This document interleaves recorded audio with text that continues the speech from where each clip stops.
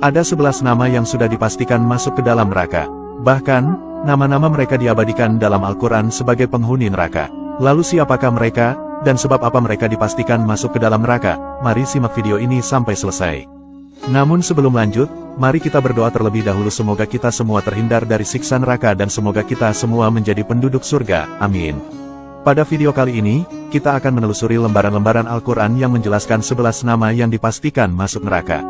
Neraka merupakan tempat terakhir di akhirat bagi manusia yang kerap berbuat maksiat hingga penuh kedustaan selama di dunia. Bahkan, seorang muslim yang memiliki dosa pun atas kehendak Allah Subhanahu wa Ta'ala akan disucikan dahulu ke dalam neraka, sebelum akhirnya diizinkan masuk ke surga. Berikut 11 nama orang yang dipastikan masuk ke dalam neraka. Nama yang pertama, yaitu Firaun. Firaun adalah raja Mesir yang dikenal angkuh dan sombong. Ia mengaku-ngaku kalau dirinya adalah Tuhan. Bahkan secara terang-terangan dia menentang ajaran Nabi Musa alaihissalam. Akibat keangkuhannya itu, maka Allah Subhanahu wa Ta'ala pun menenggelamkan Firaun beserta pengikutnya di Laut Merah. Kala itu ia sedang mengejar Nabi Musa alaihissalam dan pasukannya. Allah Subhanahu wa Ta'ala berfirman dalam surat Ghafir ayat 46 yang artinya, kepada mereka diperlihatkan neraka pada pagi dan petang, dan pada hari terjadinya kiamat. Lalu kepada malaikat diperintahkan, masukkanlah Firaun dan kaumnya ke dalam azab yang sangat keras. Nama kedua yang dipastikan masuk neraka, yaitu Qarun. Qarun atau Qarun adalah orang kaya raya di zaman Nabi Musa alaihissalam. Diriwayatkan oleh Ibnu Abbas, bahwa Qarun diceritakan merupakan sepupu Nabi Musa. Qarun sebelumnya taat beribadah, tetapi memiliki kondisi hidup yang memprihatinkan. Kemudian pada suatu hari, kepada Nabi Musa Qarun meminta didoakan untuk menjadi orang yang berkecukupan. Ternyata doa tersebut dikabulkan oleh Allah. Lalu, tiba-tiba Qarun menjadi hartawan yang sangat kaya raya. Bahkan untuk membawa kunci hartanya, membutuhkan 70 orang dengan mengendarai unta. Saking kayanya, Qarun pun dibutakan mata dan hatinya. Dirinya bahkan menentang Nabi Musa alaihissalam yang sebelumnya telah mendoakannya. Kemudian, Nabi Musa alaihissalam lantas berdoa agar Qarun dibinasakan. Allah Azza wa Jalla pun mengabulkan doa Nabi Musa. Seketika sepupunya itu ditelan bumi beserta harta bendanya. Maka karena itulah, temuan harta kerap disebut-sebut sebagai harta Qarun bagi seseorang yang tidak sengaja menemukan benda berharga di dalam dasar bumi. Allah Subhanahu wa Ta'ala berfirman dalam surat Al-Ankabut ayat 39 yang artinya, dan juga Qarun, Firaun, dan Haman. Dan sesungguhnya telah datang kepada mereka Musa dengan membawa bukti-bukti keterangan-keterangan yang nyata. Akan tetapi, mereka berlaku sombong di muka bumi, dan tiadalah mereka orang-orang yang luput dari kehancuran itu. Nama ketiga yang dipastikan masuk neraka, yaitu Abu Lahab dan Ummu Jamil. Abu Lahab dan Ummu Jamil merupakan paman dan bibi dari Nabi Muhammad. Meskipun bagian dari keluarga Rasulullah, ternyata nasib dan jalannya berbeda. Di mana, mereka berdua menentang ajaran Allah Subhanahu wa Ta'ala serta kerap menentang dakwah keponakannya itu. Selain itu, istrinya yaitu Ummu Jamil juga dikenal sebagai wanita tukang mengadu domba. Sehingga, pasangan suami istri ini cukup dikenal sebagai orang yang selalu berbuat culas serta zalim. Akibat dari perbuatan itu, tubuh Abu Lahab dipenuhi dengan bisul hingga akhir hayat. Kisah tentang Abu Lahab ini tertulis dalam Al-Quran surat Al-Lahab. Allah Subhanahu wa Ta'ala pun menjaminnya sebagai orang yang celaka serta akan masuk ke dalam neraka. Nama keempat yang dipastikan masuk neraka, yaitu Qabil. Qabil adalah putra Nabi Adam alaihissalam. Tapi dia dipastikan masuk neraka karena merupakan manusia pertama dalam sejarah manusia yang melakukan pembunuhan. Dahulu, Qabil membunuh saudara kembarnya sendiri yaitu Habil. Alasannya adalah, yaitu karena iri dengan saudaranya itu lantaran memiliki pasangan yang lebih cantik, sehingga ia berniat ingin merebutnya. Allah Subhanahu wa Ta'ala berfirman dalam surat Al-Maidah ayat 27-31 yang artinya, ceritakanlah kepada mereka kisah kedua putra Adam yaitu Habil dan Qabil menurut yang sebenarnya, ketika keduanya mempersembahkan kurban, maka diterima dari salah seorang dari mereka berdua yaitu Habil dan tidak diterima dari yang lain yaitu Qabil. Ia berkata, aku pasti membunuhmu. Berkatalah Habil, sesungguhnya Allah hanya menerima kurban dari orang-orang yang bertakwa. Sungguh kalau kamu menggerakkan tanganmu kepadaku untuk membunuhku, aku sekali-kali tidak akan menggerakkan tanganku kepadamu untuk membunuhmu. Sesungguhnya aku takut kepada Allah, Tuhan seru sekalian alam.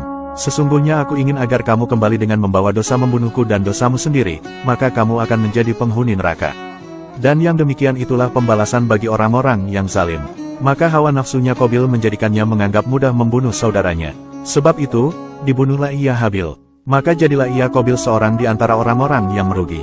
Kemudian Allah menyuruh seekor burung gagak menggali-gali di bumi untuk memperlihatkan kepadanya Qabil bagaimana seharusnya menguburkan mayat saudaranya Habil. Berkata Qabil, "Aduhai celaka aku, mengapa aku tidak mampu berbuat seperti burung gagak ini, lalu aku dapat menguburkan mayat saudaraku ini." Karena itu, jadilah dia Qabil seorang di antara orang-orang yang menyesal. Nama kelima yang dipastikan masuk neraka, yaitu Kanan. Kanan adalah putra Nabi Nuh alaihi salam. Ia adalah anak terakhir dari 3 saudara yang lain yakni Sam, Ham, dan Yafet. Istri Nabi Nuh sendiri bernama Wagilah dan masih masuk golongan orang kafir. Sebelum terjadi bencana banjir yang membinasakan kaumnya itu, Nabi Nuh alaihi salam sudah memperingatkan anak istrinya agar ikut dengannya dan memeluk Islam.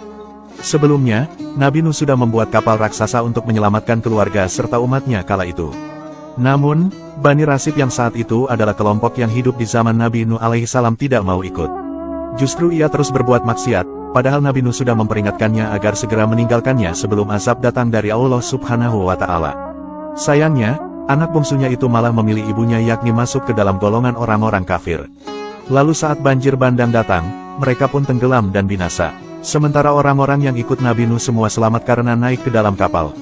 Allah Subhanahu wa Ta'ala berfirman dalam Quran Surah Nuh ayat 26 yang artinya, "Dan Nuh berkata, ya Tuhanku, janganlah engkau biarkan seorang pun di antara orang-orang kafir itu tinggal di atas bumi."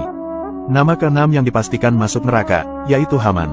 Haman adalah arsiteknya Firaun yang bertugas membuat rancangan piramida untuk Firaun. Ia termasuk ke dalam pembesar kaum Mesir dan ia hidup sezaman dengan Nabi Musa.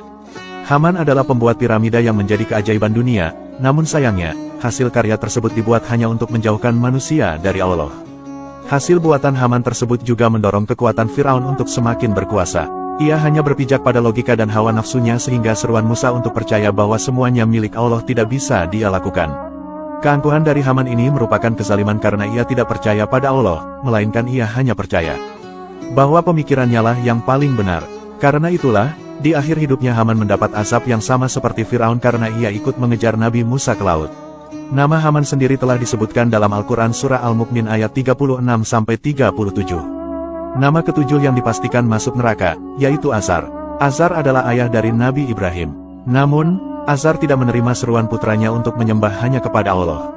Azar diketahui berprofesi sebagai pembuat patung yang nantinya akan disembah. Ia juga adalah orang kepercayaan Raja Namrud. Nama kedelapan yang dipastikan masuk neraka, yaitu Walia istri Nabi Lut. Nabi Lut dahulu diutus untuk meluruskan fitrah kaum Sadum. Kaum Sadum memang terkenal dengan perilaku yang menyimpangnya. Istri Nabi Lut bukannya mendukung suaminya, tapi malah lebih percaya kepada pembesar-pembesar kaum Sadum dan mengkhianati suaminya. Karena itulah, ketika kaum Sadum diazab oleh Allah, istri Nabi Lut ini juga turut terkena azab dan meninggal dunia. Allah telah menyediakan tempat di neraka untuk Waliyah. Nama kesembilan yang dipastikan masuk neraka, yaitu istri Nabi Nuh. Sama halnya dengan Waliyah, istri Nabi Nuh juga membangkang kepada suaminya dan lebih mendengarkan apa kata pembesar kaumnya yang kafir. Istri Nabi Nuh sendiri bernama Waliyah, namun ada juga yang menyebutkan bahwa nama istri Nabi Nuh adalah Amzurah binti Barakil.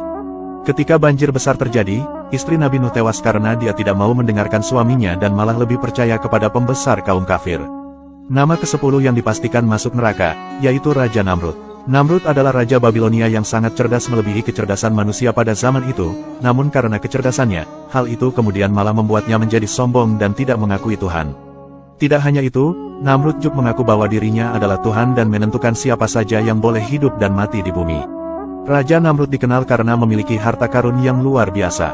Cadangan makanannya berlimpah, bala tentaranya banyak, serta istana yang megah bersama menara Babel Raja Namrud. Namun sayangnya, ia berlaku sombong dan tidak mau mengikuti ajaran Allah yang dibawa Nabi Ibrahim, bahkan Raja Namrud berani menentangnya dan menzalimi Nabi Ibrahim. Karena itulah, Allah lantas mengazabnya dengan mengirim jutaan nyamuk menuju bala tentara Raja Namrud. Saking banyaknya, sinar matahari pun tertutup oleh gerombolan nyamuk ini. Nyamuk tersebut menghisap seluruh darah bala tentara Raja Namrud. Melihat peristiwa aneh itu, Raja Namrud pun lari dan bersembunyi ke ruangan khusus tetapi satu nyamuk mengikutinya dan masuk ke kepalanya melalui lubang hidungnya. Nyamuk itu lalu menyiksa Raja Namrud selama 400 tahun atau selama ia berkuasa dengan sifat sombongnya.